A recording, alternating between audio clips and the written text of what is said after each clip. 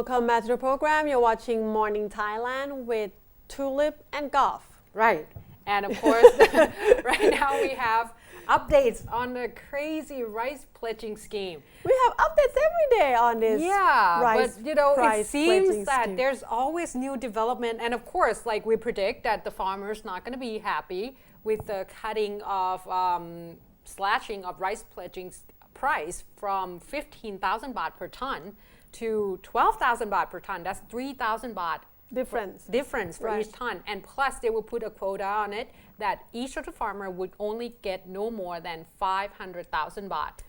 And also it start in effect this coming season. Right. Not this July. This actually. July. It's so soon. It's not even wait until end of this year. And yesterday there has been, if you watch Channel 3, there was an interview of farmers that came out and said that the thing is they're okay, or they're not really happy, of course, but they say that they wish that the government would push it for the next season. Right. Because obviously when you invest in something that you were growing, you were under the assumption that you were supposed to get 15,000 baht per ton. And I think that is some kind of what's it called? The defect or the flaws of this scheme, particularly because the farmers starting their farming or their season having in their head or an idea how much they're gonna get to sell for. Because if just the normal selling market price, they would have just an idea roughly, but they wouldn't know for sure. So they would try to do their best to lower the cost. But this, they know they think they know for sure how much they can get. So that's quite tricky. So Wichian Puanglamjiak, the Thai Farmers Association leader, has came out and said that he was discussing with the Thai Farmers Promotion Association to jointly show their strong disagreement to the solution of the National Rice Policy Committee, or NRPC, that came out and slashed this particular price. Now, he said that the government plans to further lower the subsidy for the next harvest season is also unacceptable, because they say that, guess this, production cost is as high as 9,000 to 10,000 baht. So to get 2,000 baht per ton, I mean, that's not enough. Yes, exactly. And the thing is, grain of rice to add to tons, that's a lot. So, that's a lot of work. And he claimed that 93% of farmers benefited from the rice pledging scheme, which has helped stimulate the country's economy. So if this is actually a big loss for them, they're going to create a lot more problem. And in Nakhon Phanom province, there has been talk already about the fact that if the price has been slashed even further, some of the farmers will get into a big trouble, because at this point the fertilizers are not cheap, and the petrol to transport them is also not cheap either. So to actually forgot to add that value into the production cost would create problem as well, because it seems that the government say that this should be just the right amount, because for investment, so on and so forth.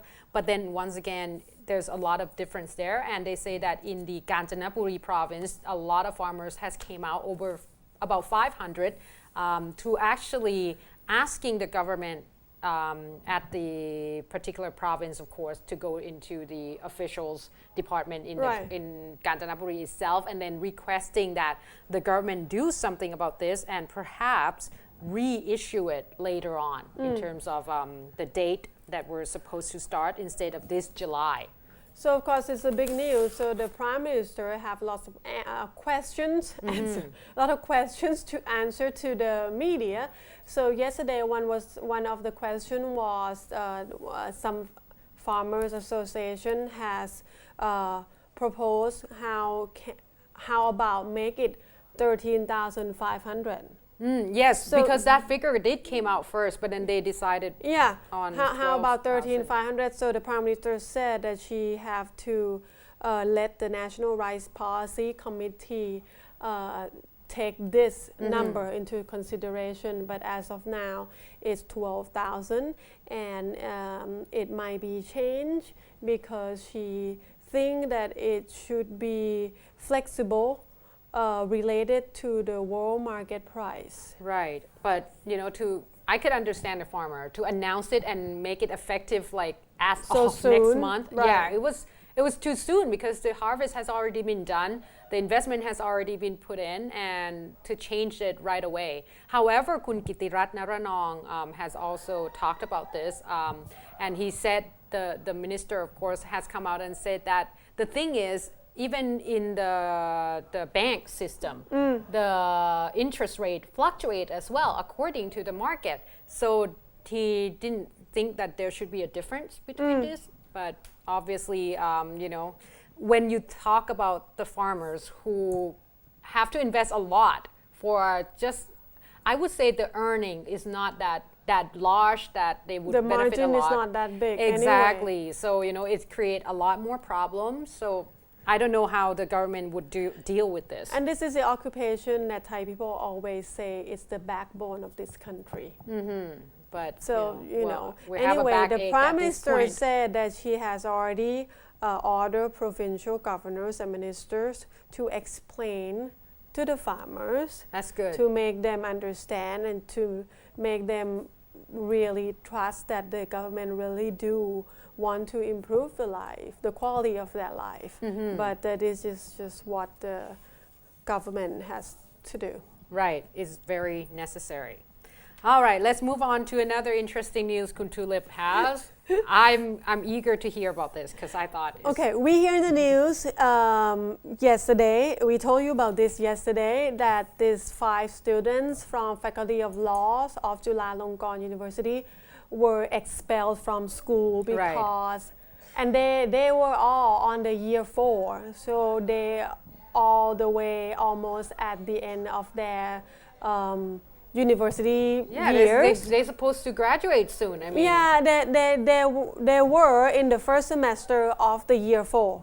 So regardless of average grade they're having now, but it's because the grade issued 2 years late is the grade of some class on the first year that somehow the system just realized it or just got it, and the average grade did not meet the requirement. Right. So 5 of them got expelled, and at first initially measures from the university said that okay, these 5 have to be expelled from school, but they get some financial compensation for the loss of opportunities for tuition fees plus 7.5 interest rate, and some study expense that they have spent and such.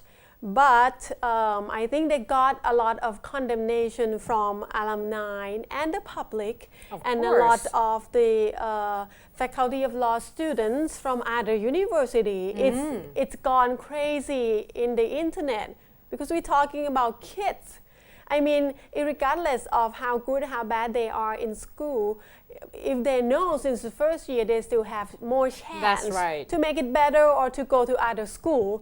But this is already on the year 4. So finally, yesterday, the management of the Faculty of Law of Chulalongkorn University came out to apologize to all 5 students publicly. Okay, that's good. Good start. That's good. And Anything else? they still didn't give any explanation or reason why this thing, happened, why they got expelled, they said why they got expelled, but they said they didn't explain why the grade came out late. They didn't explain why suddenly they changed their mind, because yesterday they said, okay, we'll have another rehabilitation measure so all of you can come back to school if your grade, regardless of the one that delay in average, still enable you to continue the study for the rest of, the year. The rest of the requirement that they have to graduate. Okay. So they're still able to come back if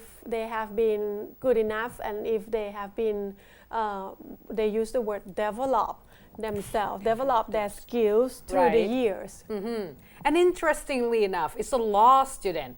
So I think they should actually it's so ironic. get the opportunity that they study all the laws and then regulation and requirements, and they could use this Or maybe to they can make a sue- case they out of can it. sue. Right? It's a law department. Right. So that would be a development from their part if they get together, study law. Let's see like what we can do with the Or who else university. they can sue Exactly. or make a case against. That doesn't sound too positive, No. but maybe that's how they develop themselves. But of course, Kun Chain will give us a little bit more information on case, this because right. she actually graduated from Chulalongkorn University. So she probably have more insight for us anyways. And that will be on the next break. So stay tuned.